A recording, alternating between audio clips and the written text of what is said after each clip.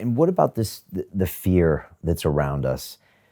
Because, fear in a weird way is an important tool right now, and it's being used as a tool to get people to maintain this distance, which can potentially save their lives and maybe many more lives. So it's a strange scenario where we're using this emotion as a social distancing tool. At least that's the way I see it. And so, but sometimes it feels like it's almost too much fear in order to get the compliance you wouldn't normally get.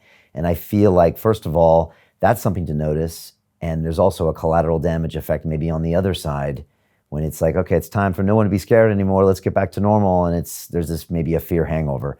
I don't know. I wonder if you see something there. Yeah, well, I relate to that because on the one hand, we have a pandemic.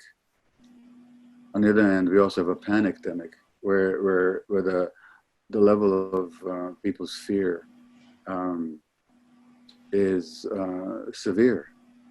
And so and there's a difference between fear and anxiety or panic. Fear is just a rational response to a threat.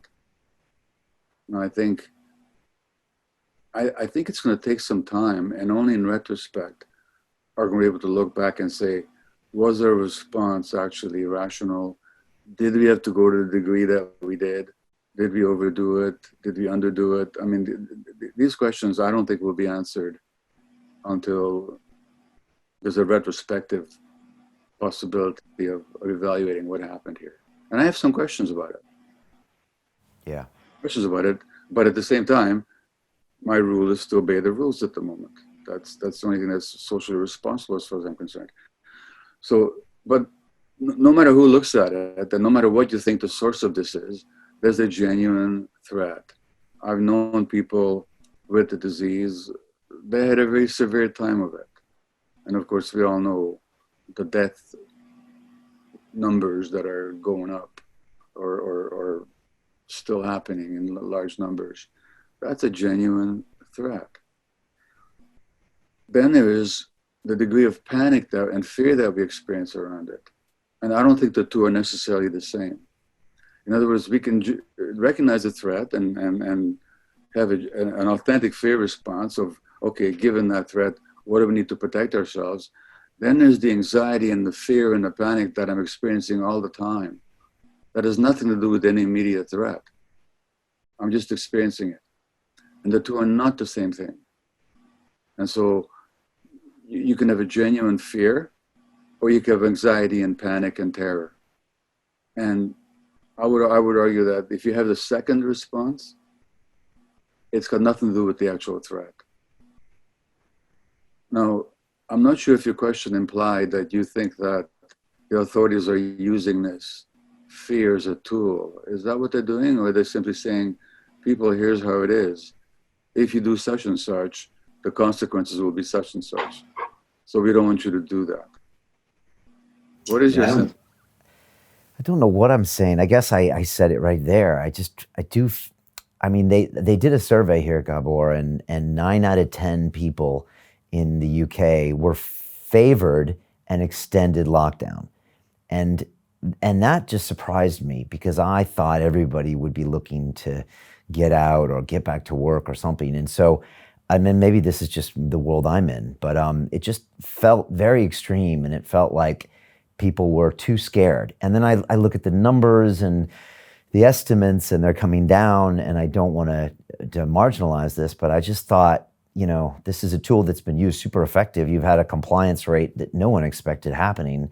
But then I also don't see people wanting to come out of their caves. I feel like, and it just felt like maybe it was overdone.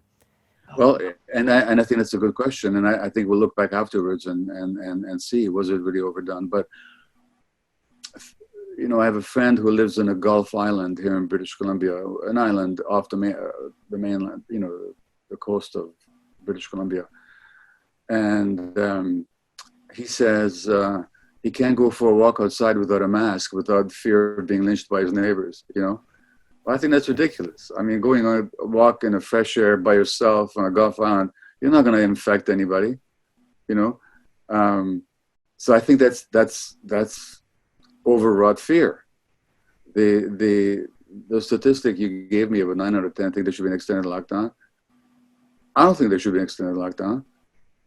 I mean, I'll go along with the, you know, I'll accept the necessity of lockdown as long as there's scientific evidence for it.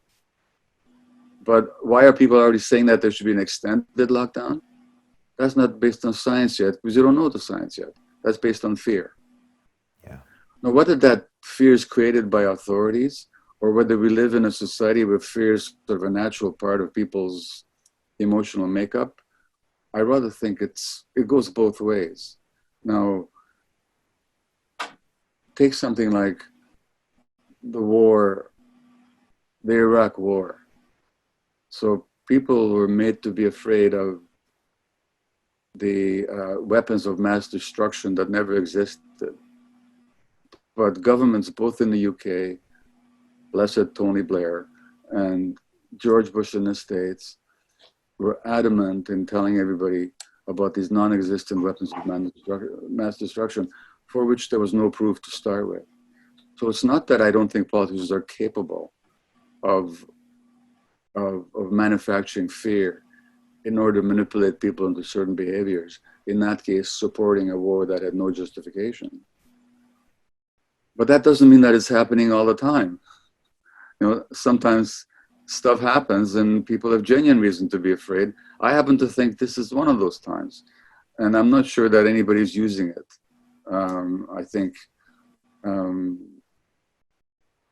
again, I have questions. Like, you know, Sweden is not using the same degree of lockdown by any means that we are. Now, still, they're running an experiment over there. We're running an experiment over there. Time will tell which experiment is true. But I'm not sure that deliberate fear-mongering is really a part of it. I do think that people are overly afraid, but I think that's their own stuff coming up. Yeah. And you're saying there's a difference that you should make in your mind between the fear and then the anxiety and stress that comes with it. And you should say that they're not related necessarily. And if you No, have no, that, they're no. not. No, in fact, what I'm thinking is that the people who have an exaggerated fear response, that goes back to their trauma. In other words, they live in a world where they just perceive themselves as under threat, and that any genuine threat will only exacerbate their innate sense of threat, terror, anxiety. It doesn't cause it, it'll exacerbate it, it'll trigger it. And I think that's happening in a big way right now.